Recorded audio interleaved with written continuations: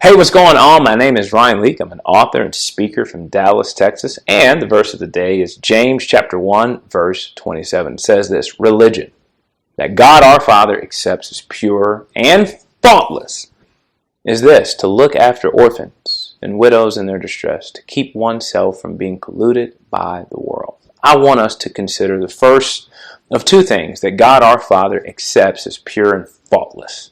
And that's looking after orphans and widows. It's one of those things I think most would agree that we should do something about it. But it can be difficult to live out. Why? Because how many conversations have you had where you ask somebody, you know any orphans?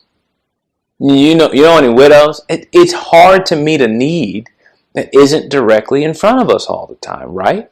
I mean, my wife and I were reading this verse actually when we were dating. She said, "Don't you think we should look for a way to practice this verse?" I said, "Babe, I don't know any widows or orphans in our mid-20s. That's just not my space." She responded, "Yeah, but you do know a lot of people.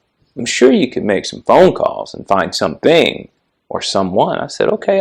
So I called the administrative assistant of our senior pastor at the time, and I said, "Hey, how you doing? Look, so my girlfriend and I were reading about looking out for widows and orphans, and we just don't know where to start. So I was wondering, you know any widows?" She said, "Oh my gosh, yes, I do. My aunt, she just lost her husband and is drowning in medical bills. So we actually were able to help a widow from just one phone call."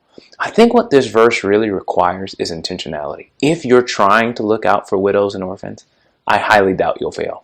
But if you're not actively trying to do so, I highly doubt it'll happen on accident.